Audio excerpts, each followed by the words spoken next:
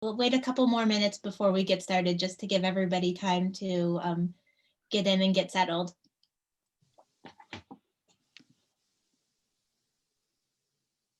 Hey, Sue. Hi, Celeste. I saw you on the RSVP list, and I was so glad that I was going to be able to see you. No, how are you? Good. How are you doing? I'm doing well. It's so nice to see you. Back at ya. I miss you. Me And too. Michelle, I see you, and Marissa Roman, I see you. Hi. Hello, hello. Hi. Hey, Sue. How's it going? Good. How are you? You know, just living it up in the queue. Yeah. Aren't we all? Yeah. Hey, Jasmine. Oh, God. Sorry. Siri just thought I asked her a question and just said that she was fine. Thank you. So Siri thought Sue was her. So, yeah.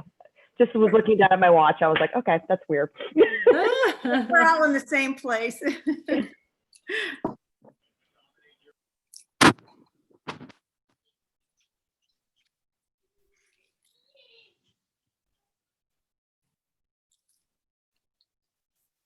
And I apologize in advance. There seems to be a lot of drama going on in my house at the moment from the smaller inhabitants who live here. So just ignore any crazy screaming that comes out of the other room. I promise no children were harmed during the Zoom call. I think we'll go ahead and get started. Thanks for coming to the Nominating Open House. I know this is, as much of the things we're doing this year are, this is a different way than we've done things before, but I'm so excited to have people here and people here to learn about the nominating process. I feel like I have probably the best role in Junior League, being the director of nominating. I'm Sarah, by the way, the director of nominating, because I get the opportunity to talk to phenomenal women in the league and learn why they're here and why they want to be leaders. And that's a really cool role. So I'm excited to share nominating with all of you. Just to start, if everybody can use their little reaction emojis, how many new members do we have here? Welcome, Kelly. Oh, a couple. Lots of new members. Great. We're so glad to have you here. What about sustainers?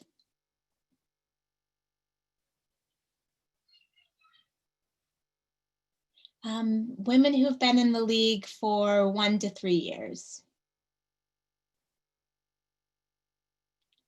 And great.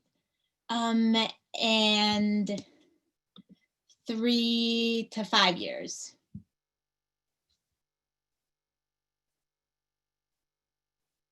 More than 5 years.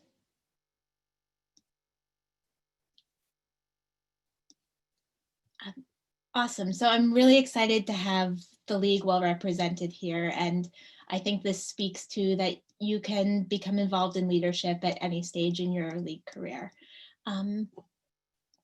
So we're going to do a mix of PowerPoint and then also a conversation with some of our present and former leaders so that you guys can learn more about the nominating process.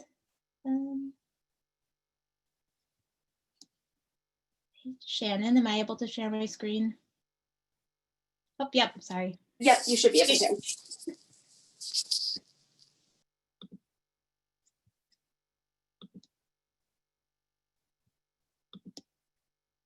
Uh-oh. Do people see something that says nominating open house? Maybe. Can I get a thumbs up? Awesome. Sorry, guys. We would think we would all have Zoom under control by now, huh?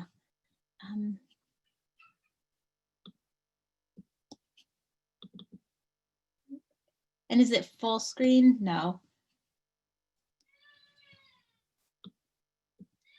Sorry. There we go.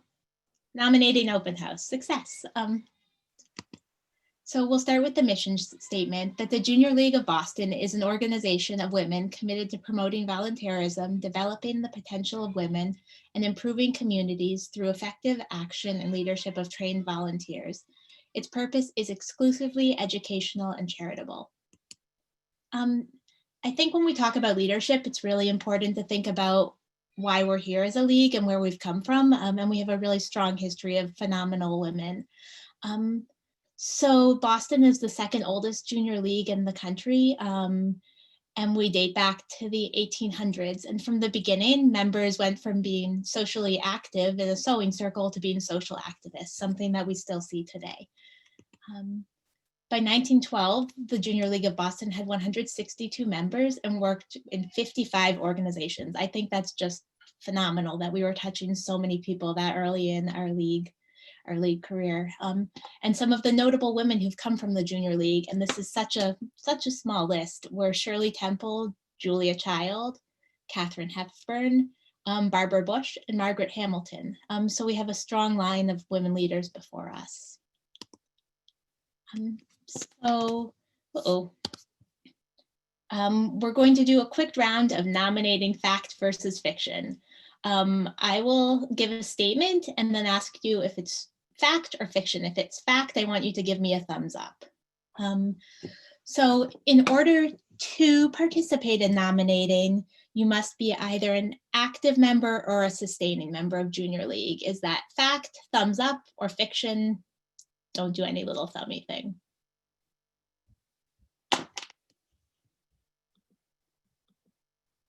So that, I'm seeing a couple thumbs up, a lot of thumbs up. So that's fact. To go through nominating, you do need to be either an active member or a sustainer. And we certainly have plenty of leadership opportunities for women as they finish their new member year as well. Fact or fiction.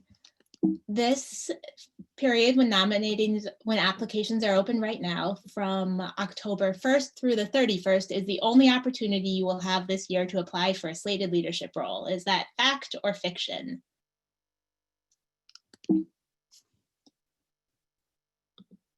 So that is false. We decided as nominating this year that we were going to have 2 open application periods. We know that there's a lot of uncertainty in the world right now, and that for some members committing to a 2-year role in September seems really scary. And so applications will be open again from January 1st through 31st to give women a second chance to apply for leadership roles, with the hope that maybe there will be a little bit more certainty by then. So the nominating process. The nominating process is open to all members in the Junior League. You do not need to be nominated to apply. Certainly, we ask that you give us names of women who you think would be phenomenal leaders, but you can nominate yourself. And nominating essentially means you go online and you fill out an application. When you fill out your application, you check off any roles you're interested in. And then as the nominating council, we match you to the roles that we think will best suit you. We interview everybody. We take the interview as a chance to get to know you. It's really not a scary process. It's a time for us to talk to you and learn more about you and what roles we think you would be great in. And we consider all of your strengths and preferences when we make the slate recommendations. Oops. So as I mentioned, you have to be an active to or sustaining member to apply. And all of the leadership positions are available online. These are the positions that we slate for. So this year we are slating for a president-elect. We slated for that role every 2 years.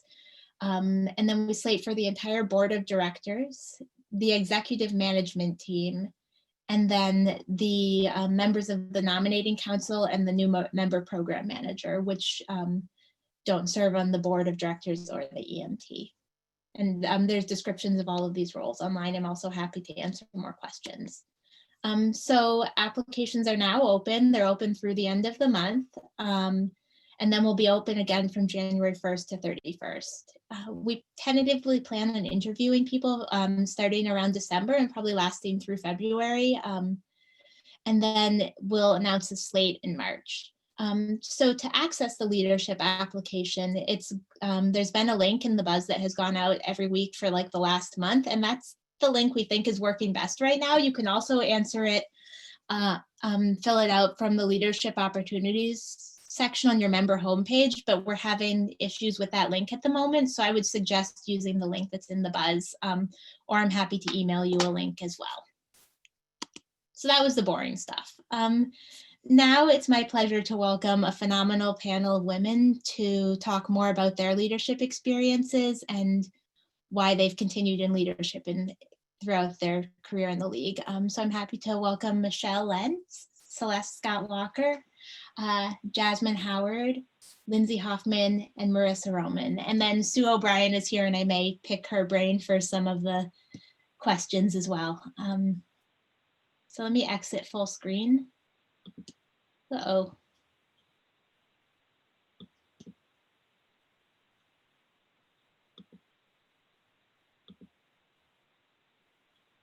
How do I do that?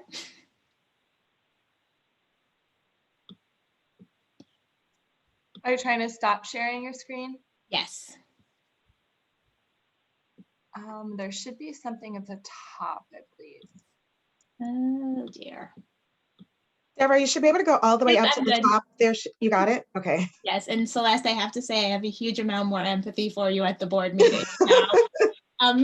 So I want to start by just having all of our panel introduce themselves and tell us how long you've been in the league and what your favorite leadership role has been so far. I think the best way for us to do this is probably for me to call on you so that everybody doesn't talk at once. So Lindsay, do you want to start? Yeah, thank you. I have been a member of JL Boston since 2011, so I cannot believe it's going to be 10 years next year. My favorite position that I've served in is the Director of Membership. I served in the role from 2015 to 2016, and then in the year prior to that, I was in the elect position for that, working with Michelle Lentz, who's on the panel as well. So it was a really great 2 years. Marissa? Hi, I'm Marissa Roman. I am currently the treasurer-elect of the Junior League. Prior to that, I was VP of Development, and I have also been the manager of Community Research and Development. So I've been through, this is treasurer-elect is my third slated leadership position, so I have quite the experience going through nominating. Jasmine? Hi, I'm Jasmine Howard. I joined the Junior League in 2012, so I think it's about 8 years.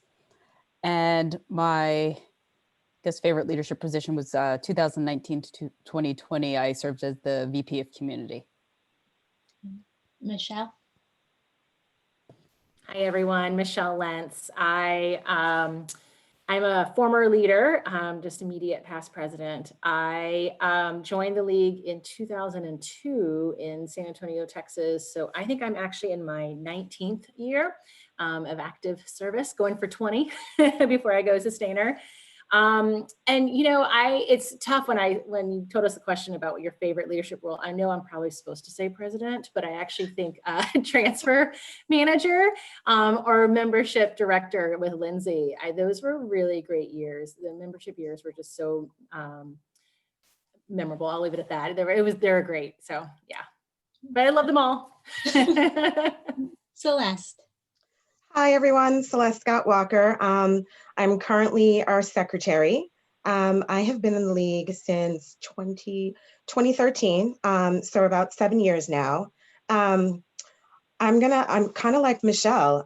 Picking one isn't really easy because you learn so much from all the different roles, and they have all changed me in some way or not, you know? So if I had to pick one, I would say, I guess it would be VP of Development if I really had to choose one, but I've enjoyed them all. Oh, and I didn't answer the question. Sorry, I completely missed that part. I truly don't have a favorite leadership position because the ones that I've had have been so different that it would be hard for me to narrow it down. And I think that's one of the great opportunities about being able to serve in the Junior League of Boston is that it doesn't really matter where you have been in the league. So say you've been on membership or say you've been solely on community, you can jump from, you know, group to group and area to area. It really just is about your overall experience. So I truly don't have one. I think that's really important, Marissa, that we're a training organization. And so you don't need to go into your leadership role with the skill set for the role. The league really prepares you to take on that role.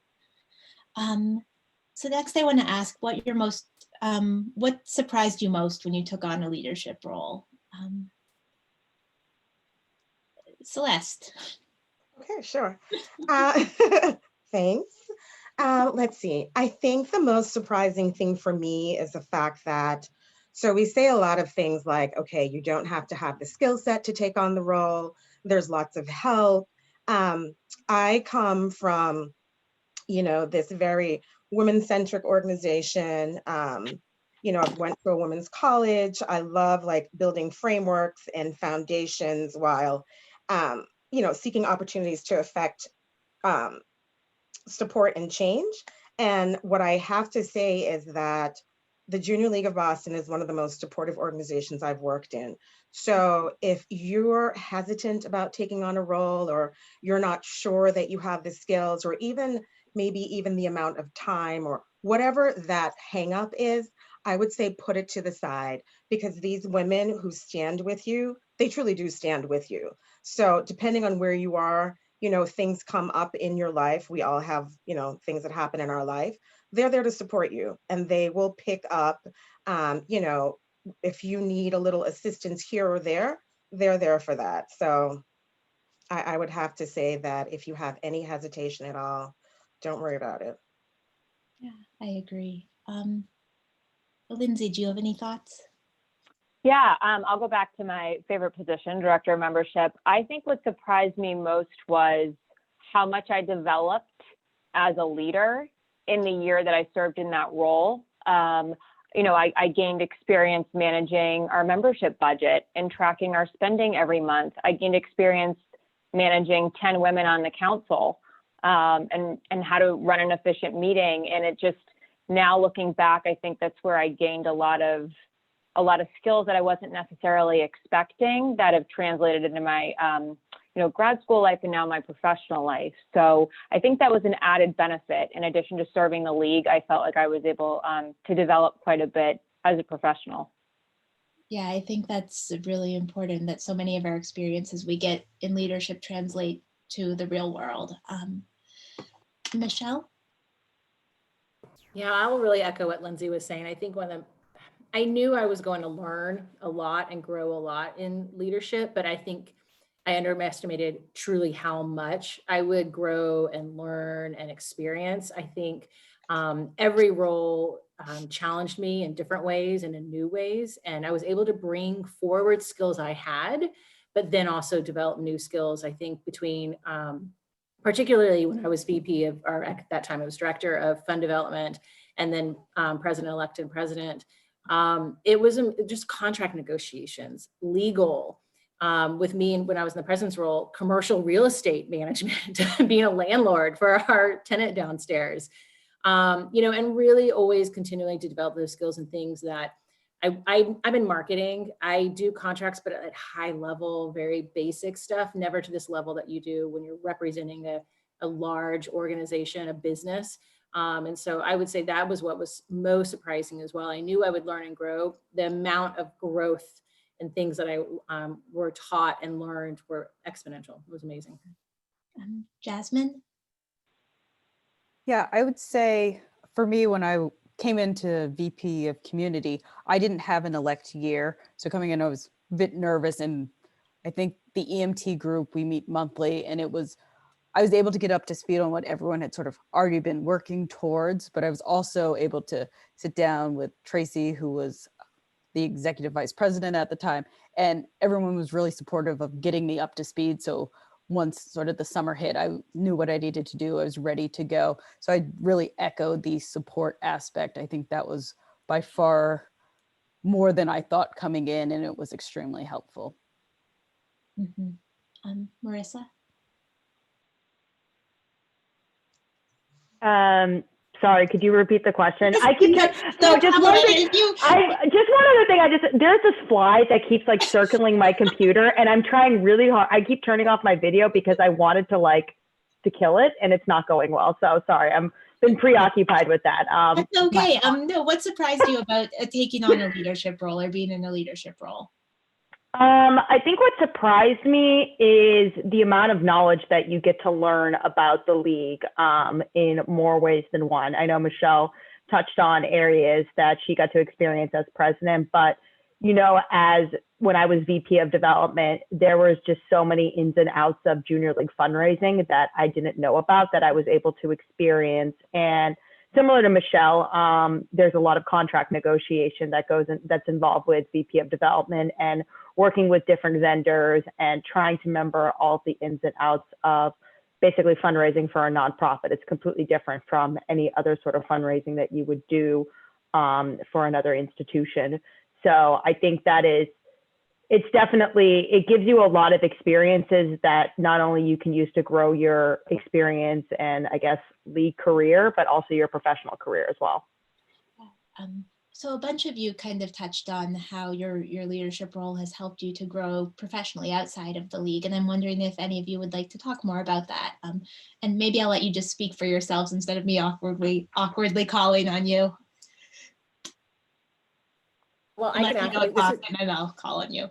I was going to say this is such a very specific example and probably won't be applicable to every role, but because I, in my president role, did so much with tenant negotiations and working with commercial real estate brokers and serving as a landlord and just going through that process now and I'm still helping with the new one 3 times between all of our different tenants.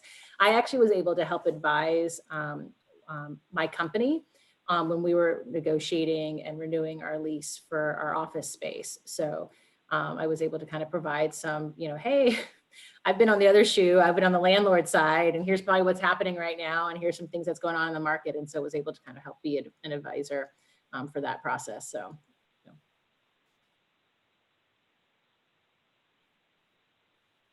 Anyone else?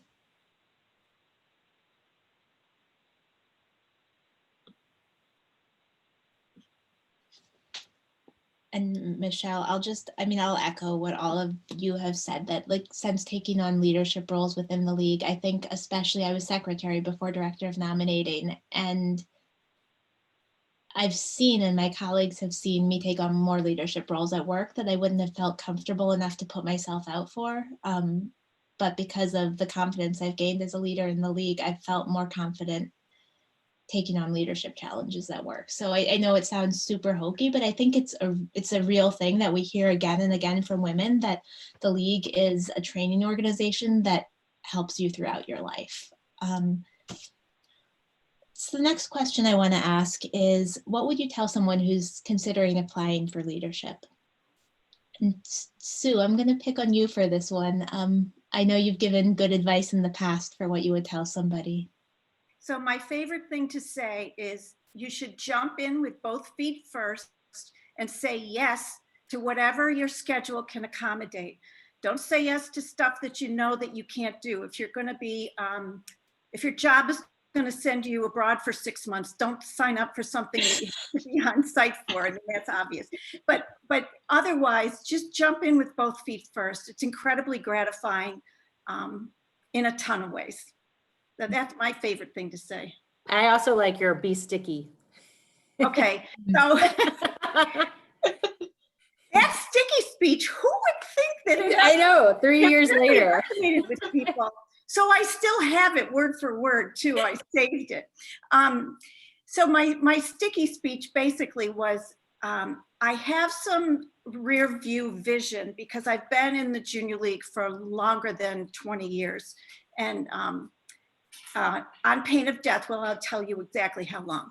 And I've gone from being a new member to being active, to being a sustainer, to being a transfer, sustainer, to being active and now sustainer again. And so my thing about being sticky is that if you stick with the league, it doesn't matter what stage you're at in life or what your needs and comfort level are in life, and how much you can devote to the league is going to fit. Sometimes it's all encompassing, and sometimes sometimes it's not. But wherever you are, it's worthwhile sticking with the league, the being sticky thing, because you just never know how and why it's going to fit in surprising ways. And So Sarah, be if I can, sticky and jump in with both feet first.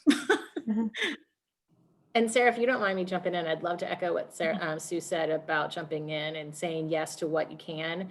I think that's one thing that is so true with the Junior League. It's not always easy, you know, and being in leadership. And I think you're probably going to get to that question in a little bit about some of the challenges. But it is an organization where what you put in, you get out exponentially. And I think that's so true with leadership. While there's ups and downs and, you know, good things that you learn and challenging emails and things like that, it's truly what you put in, and you're saying yes and attending things and leading things and being involved in things. We've just been talking a little bit about the skills that you develop or the connections you make. It is so exponential true with the Junior League. So I think that's something to can think about, you know, when you're considering leadership is how much more you'll even receive just by putting in. Mm-hmm. Does anyone else have other thoughts about what you'd tell someone applying for leadership? I usually tell people that it's not an intimidating process, and it's more like just a conversation. So just to give you a brief background on my professional life, I am a lawyer by training, and in litigation, often you have to go make oral arguments in front of judges. And the one tip that I was given before going into my first oral argument was that it's a conversation with the judge. It's not necessarily what you kind of see, the bombastic attorneys that you see on courtroom dramas and whatnot. It's really just trying to get your point across and like really just engaging in a dialogue. And that's pretty much what the nominating process is. It really is just a way for you to not only meet other members in the league, but also to kind of why you would be a good fit for A, B, C, or D position, and then really just try to engage in kind of productive dialogue with the other members of the nominating committee. Yeah, I couldn't agree more. Obviously, I'm a little bit biased, but if you leave the conversation today with one thing, I want it to be that the nominating process is not scary. We're not intimidating, we're not scary, and we really want to talk to you and get to know you better. So I'll tell you this many times, but apply. If you're thinking about applying, apply. There's no harm in filling out the application. And we simplified it this year, so it's even easier than past years. So we've talked about a lot about the good in leadership, and I think it's also important that we acknowledge that leading comes with challenges. I know a lot of us are trying to balance careers, families, COVID, everything else going on. And I'd like to hear a little bit about how you balance it all, how you find time for the league, and how you make it all work. And I'm happy to call on someone if no one jumps in. Sarah, I'll jump in. I'll take one for the team.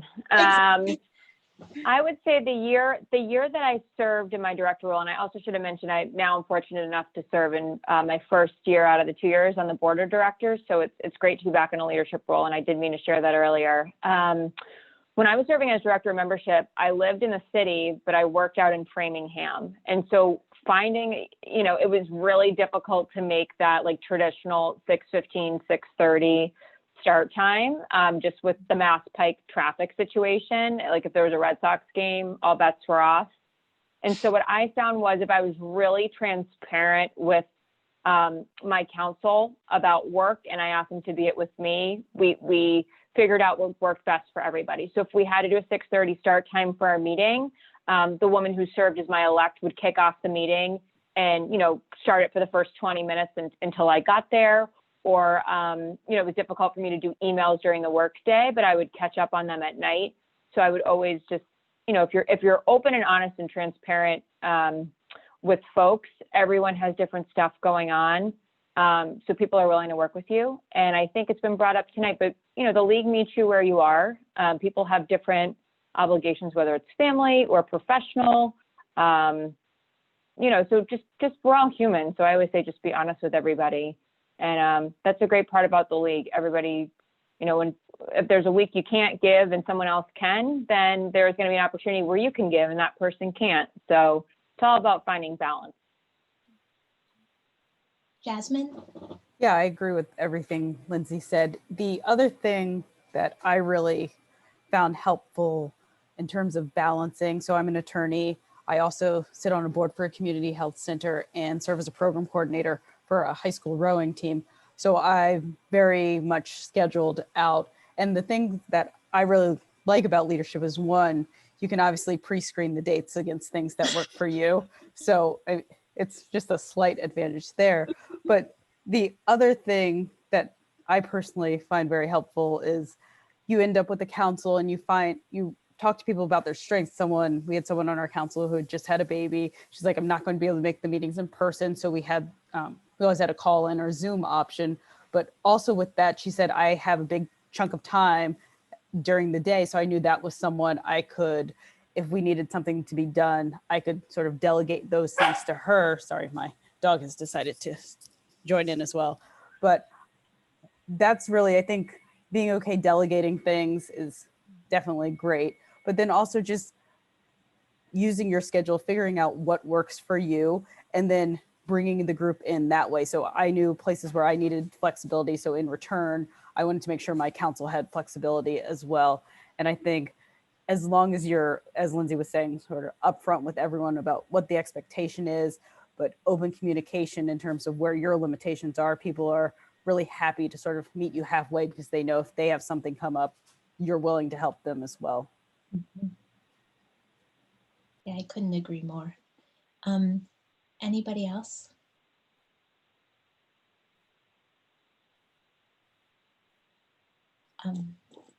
And I'll just throw in as well that I have 2 kids now, and I've had both of my babies while in leadership roles, and you make it work. And the league is flexible. There's roles that fit all different needs. And so as you're looking through the leadership descriptions, look at the commitments as well. There's roles that are summer heavy, winter heavy, and so you can really find a role that fits when you're able to be most available.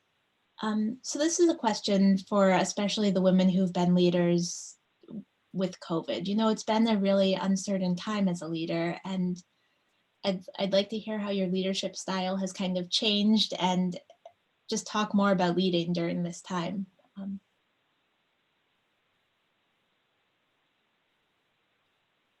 Michelle, you were president last year, so yeah, I wasn't sure if you were going with current leaders who went through it or those who you kicked us off with this. So kicked it off. Yeah, you know, COVID. Yeah, that was interesting. Well, it is interesting. You know, and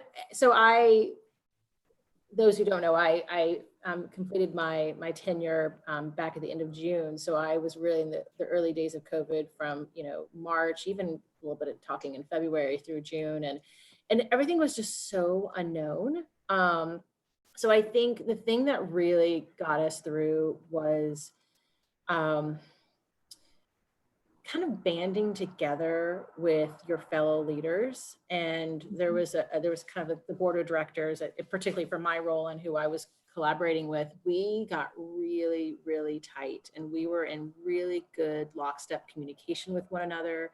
We were supporting one another. We were able to make decisions together. And in COVID, there was, especially those early days, everything was unknown. And so we were having to, frankly, peek behind the curtain, figure out a lot of things on the fly because no one had really written a book or a manual for this. And so I don't remember who it was. Maybe it was Celeste who kind of mentioned it earlier in the meeting about just the women with whom you serve and have the honor of serving next to and with. And I think that really rung true, and I think will continue to ring true as we continue to weather the storm of really relying on one another. And if there is a time when, as Jasmine was saying, your schedule gets busy and someone else needs to pick up, or you guys just need to all kind of get together and talk and just kind of brainstorm something out, being there for one another made a huge difference. There was a crew of us on the board that really, I think we talked daily because we were just kind of that what is like DEFCON mode when you're, you're trying to like figure everything out. And that really got us through. It really does. And we all talk about that now with a lot of great admiration and respect for those times when we really did band together and get through it. Thank you for sharing that. So in just a minute, we're going to break into smaller groups and give members a chance to really talk with some of our leaders. We're excited to learn more about your stories in the league, your experiences in the league, and then answer any questions you may have about leadership to the panel. If you don't know an answer, feel free to refer them back to me. And if I don't know the answer, I can certainly look it up. And then after our little breakout session, we'll come back together as a group for any final questions that people may have. So thank you again to everybody for participating in this conversation. It's been really great to hear all of your experiences and the support you've received as leaders and what you've gained as leaders in the league. Okay, so I will open up the rooms now. Awesome, thank you. All right.